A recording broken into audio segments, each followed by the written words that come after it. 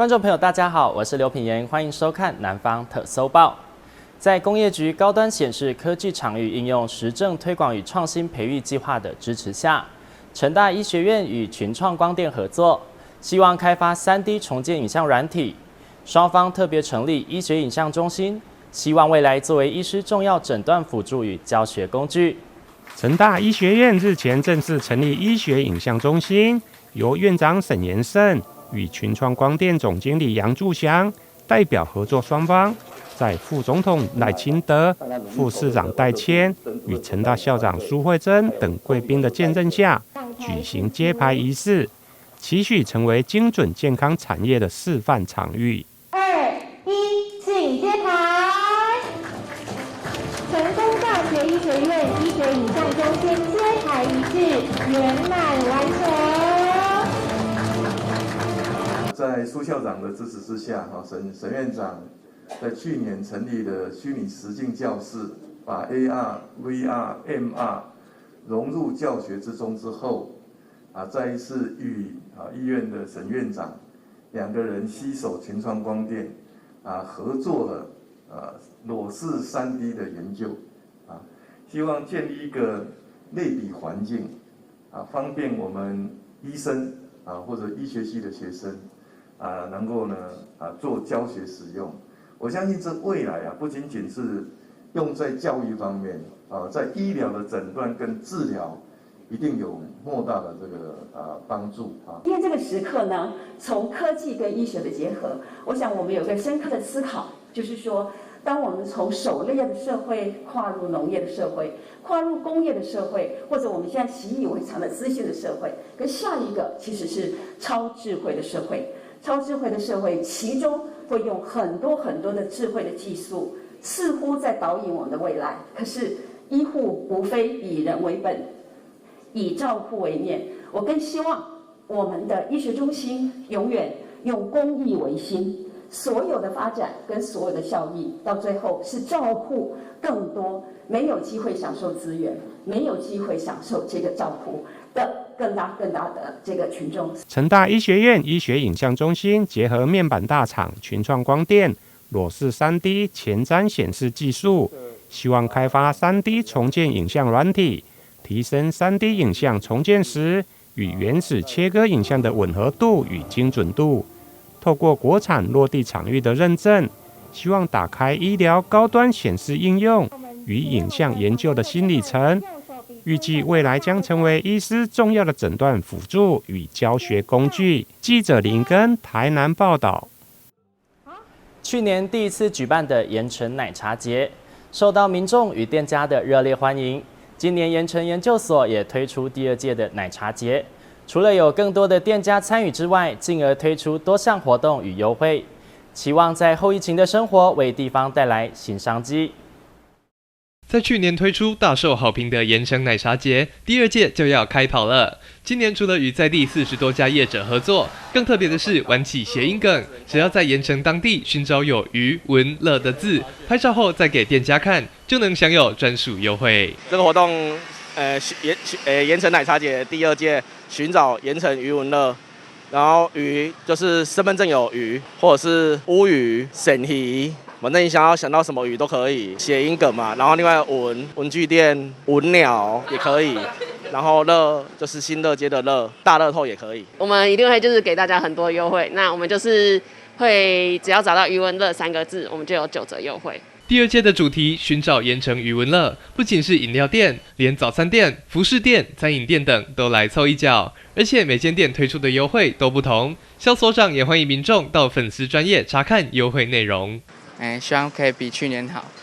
因为疫情确实让我蛮惨的啦。因为我们在盐城其实已经6、7年了，那其实盐城很多活动我们都很有兴趣的想要参与。那这次刚好就是肖大哥有来找我们，那我们也很希望就是一起带动盐城这边当地的观光，对啊。然后还有让更多年轻人或是就是喜欢盐城这个区块的大家可以走进盐城。今年的奶茶节比起去年有更多业者加入，一起共襄盛举，更推出多样活动与好康，吸引游客来同乐。期盼在后疫情的振兴复苏，为在地行销挥出全垒打。因为这个后疫情时代呢，大家前阵子应该都很苦闷，所以刚好我们10月份想要办这个奶茶节的时候，想要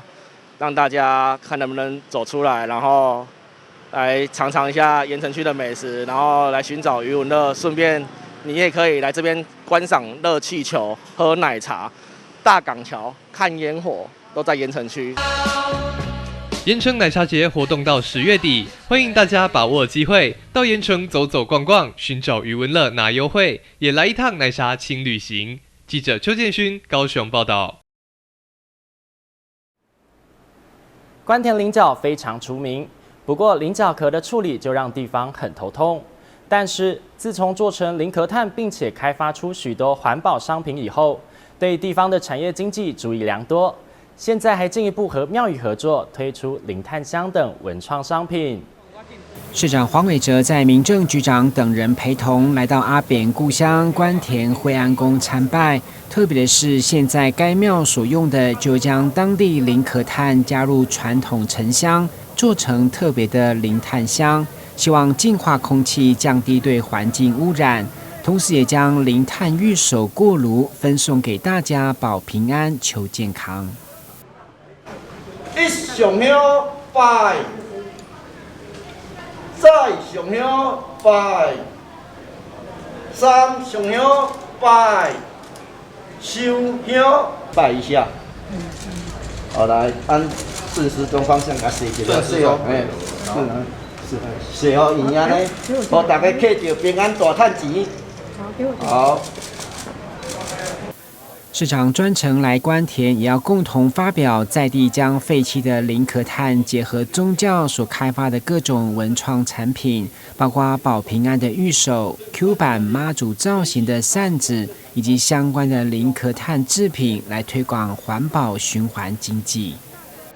要让文化传承下去，就是要让年轻人能够越来越接受这个传统宗教礼俗，而不是只是用传统的方式。所以呢，我们很开心能够到惠安宫来做这个文创产品的发表。那另外，菱角是关田的这个特产。那我们的台南市的市鸟水雉也是过去有叫做凌波仙子，也有叫菱角鸟但是不管如何，我们很谢谢那惠安宫，还有谢谢公所许多长官大的协助能够让我们这个文创商品，那个文创品，而且具有环保意义，具有生态意义、生态保育的意义的这个零碳商品，能够这个让跟我们惠安宫做一个最好的结合。宣传会中，包括立委、议员以及关田区长等在地乡亲都到场见证，场面相当热闹。期待用在地元素的零碳所开发的文创商品，除了带动产业经济，进一步和惠安宫的结合，也可以吸引年轻人眼光，来了解传统宗教文化，一举数得。记者郭文吉、何乔邦台南报道。疫情严峻时，许多活动不是停办就是改线上进行，促使新媒体的运用更为普及。因此，中嘉宽屏青联港都委托中山大学公共事务研究所办理社区新媒体经营计划，邀请网红分享疫情下影片的直播方式与技巧，期待透过交流，让社区也能在疫情下打开另一个行销管道。旁观的这些人的研讨会上，2位网红正在分享拍摄影片遇到的困难，并且提出解决方案。同时也强调，在疫情期间，大家的手机使用量大增，也有更多人投入新媒体创作的行列。因此，也鼓励社区长辈多多拍摄影片，学习用新媒体行销社区。你先用你的快乐渲染大家，用你的心得去渲染大家，那他就会很快很快。像我喜欢吃，我喜欢旅游，那我就往这个方向做，那大家就会去感受到说，哇，那你去这边玩好像很不错。然后就是用你比较细节的心得分享。像我们今天有几个社区呢，它是讲这个中药嘛，就我就觉得如果利用新媒体把自己的社区特色展现出来，同时还能带动观光，我觉得这一点的话就很重要，而且能让年轻人也了解自己社区的特色。这一次参与社区媒体素养推广与新媒体经营计划的5个社区，也在研讨会中发表拍摄影片的成果，用轻松有趣的方式介绍地方特色，甚至也有人当起网红，亲自现身介绍社区大小事。那经过今天老师的指点的话，它让我们了解到我们的这个初稿的影片里面有一些内容的这个程序，然后它的逻辑的顺序。那我们会把这一些再重新的在前后再做一个调整，那也再丰富一下我们的这一个照片啊、画面啊这一些内容。每个故事都是我们在地的故事演变出来哈，做剧场跟歌仔戏的，我们属于民俗的民俗的啊。这一次有这个机会哈，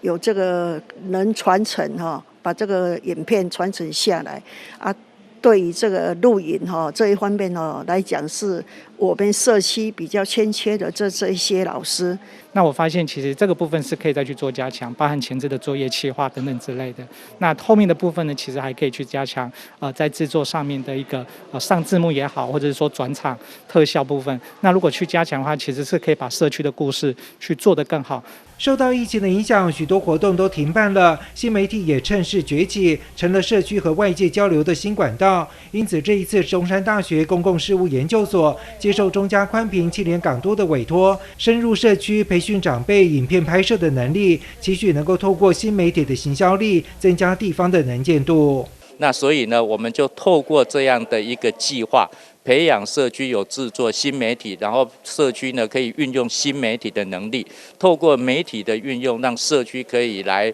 作为他们讨论公共事务的一种方式。地方的一个电视台既然能够想到说可以为社区、为地方来尽一下这一种耕耘的这一种工作真的很不简单。疫情期间，人们保持社交距离，但在网络世界里依旧没有任何限制。因此，利用新媒体的优势来行销社区，将可以打造疫情下的地方资讯平台。记者潘之光、赖长邦高雄报道。受到新冠疫情的影响，不止戴口罩变成生活日常，民众尽量减少在外用餐，也连带让食品产业创造出宅食经济。强调健康养生的宏威科技也趁势推出黑豆纯酿酱油与牛樟芝咖啡等一系列的健康食品，让健康从饮食做起。根据经济部统计，2020食品业产值高达新台币4727亿，再度创下历史新高。而且今年宅食经济流行，食品业维持成长。面对这波宅食经济风潮，宏威科技也顺势推出宏威168信息能黑豆纯酿酱油、宏威168信息能 Omega Plus 黄金酪梨油，以及宏威168信息能绿原酸牛樟芝咖啡锭等一系列产品，将科学结合养生，让民众在家吃饭也能吃得美味又健康。宏威能量酱油168信息能量酱油，这个酱油呢，它是采用黑豆古法酝酿酿造的那还有我们讯息的能量在里面，所以它是有一支唯一一支有那个应该是全国唯一一支有能量的酱油好，那接下来呢这酱油呢就我们厨房里面呢，它有最必备的2个最重要的油是，除了酱油之外呢，我们还有酪梨油，就是厨房专用的油。那我们这酪梨油呢，它是来自于法国的酪梨油那还有呢，它除了法国酪梨油之外呢，还有添加所谓的那个从美国来自美国的紫苏籽油所以这2种油呢添加进去呢，它会让我们人体的 Omega-3、Omega-9 的一个摄取量的部分摄取量部分。好，那接下来的话呢，是我们最近要推出的所谓的牛樟芝咖啡锭那这咖啡锭的话呢，就是让我们可以在开车的话呢，会有提神的效果然后除了这咖啡锭里面还有添加薄荷在这里面。宏威科技集团创办人谢进兴博士特别表示，随着大家对食安意识的重视，饮食界也兴起一股健康风潮。宏威科技新推出的宏威168信息能 Omega Plus 黄金酪梨油，就选用法国进口的100%天然酪梨油与美国超临界萃取紫苏籽油，以独家黄金比例调配，并经由宏威科技集团独家开发的量子科技信息能技术处理。产品富含 Omega-9、Omega-7 以及 Omega-3， 而且油可以加热到250度才会起烟，所以不论是用来凉拌或者是高温煮食都很适合。实际以养生保健厨房开始，从饮食中创造健康。记者张硕维台南报道。你有吃过传统的云南菜吗？在前镇有一位来台21年的新住民，打造一间专属云南风情的餐馆。除了一道道精致的美味佳肴，或是架上的云南特产，亦或是当地少数民族的服饰，全都来自老板娘战秀英的创意。希望借由这样的主题馆，让大家对云南有更多的认识。走进位在前镇的这间餐馆，可以感受到浓浓的云南风情。身穿彝族服装的老板娘战秀英，21年前来到台湾，从此在这里落地生根。为了满足儿子的口腹之欲，在台湾卖起了云南的特色料理，也深受台湾人的喜爱。因为以前我曾经有在大陆吃过云南米线，今天吃来之后，感觉这口感是非常清爽。因为也许是我刚才从球场上面打完球回来之后，吃的这是一个清淡，还有感觉说鱼香，那个口感是一个非常非常柔顺的那种感觉，所以我想我今天来这一趟应该是很值得的。我来到台湾已经是21年了，但思念家乡是主要的。那再来就是因为儿子他当时有去外婆家，有吃到外婆家的口味，然后呢他也觉得非常的思念哈，然后又加上现在疫情，那所以呢我就想说啊，在台湾我来做我们云南家乡的味道。那第一个可以一解思乡之愁，然后第二个呢就是我把云南文化带进来，然后也让台湾的朋友然后来到这里就好像是到了云南一样。店内播放着云南的传统乐曲，架上摆着的是当地最有名的普洱茶与刺绣，打造充满特色的主题餐馆，所有装潢都是战秀英一手包办。一份套餐内，云南米线加上自己特调的酱汁，各项小菜还有咸豆花与普洱奶茶，来到这里仿佛置身云南。我提供了很多少数民族服饰，然后呢也可以穿着服饰拍照，所以在这里可以品尝到云南口味的美食。那我们的凉米线、凉面，然后都是味道非常非常道地的，所以很多朋友来用过之后，都还会再介绍朋友一直来，所以来这边就像是到了云南一样，那营造一个云南家的感觉。准备云南的传统服饰，老板娘郑秀英说，希望来到这里用餐的客人也能够体验少数民族的服装。在疫情严峻的期间不能出国，来用餐也可以当成到云南观光旅游，同时也让同为新住民的异乡人能够一解相思之苦。记者张世美、林嘉义高雄报道。台南文化中心一廊目前正展出2021台南美展184件作品。今年台南美展第一次取消参展作品尺寸的限制，也因为今年征件时受疫情的影响，让收到参赛件数比以往更多。现在马上跟着记者的脚步，一起来欣赏得奖作品吧。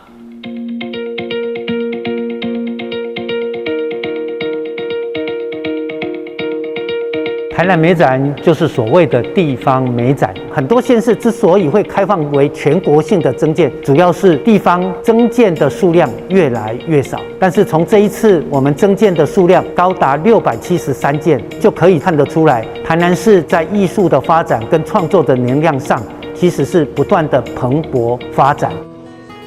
2021年台南美展从9月30到10月17号都会在台南文化中心展出。9月30号这天，特别邀请到3位获得首奖的创作者来到现场，跟我们分享艺术创作一路走来的心路历程。台南市文化局长叶泽山也到场表达对于所有得奖者的肯定。墨不一样，水墨是如果你失败了，你的墨胀开来了，你画太重了，那它是无法挽回的这种可塑性。在过程当中，在创作过程当中呢，就更需要的谨慎用心。一路的过程是怎么走下来，以及以后怎么继续走，我觉得最大的一点就是一种热情吧，就是说不上来，就是一种热情，然后让我能够继续画画。以前就是画得很糟糕，然后但就是很喜欢画画，然后就是努力的练习，然后也真的遇到很多老师，在这画画过程当中，其实会遇到许多的挫折，还有自己怀疑。那我觉得走艺术就是要去克服这样子的心态，然后不止在画画上有成长，我觉得心里面也有许多的帮助。所以我觉得艺术就是会带给更多人会有更多的成长。透过镜头，我们可以看到目前任职于北港南洋国小的董佑凯老师所创作的台南奖作品。从一笔一画中可以看到董老师的书法带有丰富的变换以及创意。透过不断的努力，他也写出了自己独有的风格，得到评审的肯定。另外，看到立体造型类的得奖者许君玉，他的作品除了特别以外，经过他细心的创作，用铜线把人的表情也做得栩栩如生。许同学也表示，接下来也规划用铁丝焊接的方式来创作出更大型的作品，实在令人非常期待。因为是先从线开始，就是一条线，然后去在空间中拉出一个立体的、有空间的一个形体。所以就是我在做的时候，都是想着可能那条线如果要往前或是往左往右的话，它会让整个形状看起来是怎样。我刚开始会创作是因为我在大学的时候，就是偶然碰到线材，然后用它做了一个脸，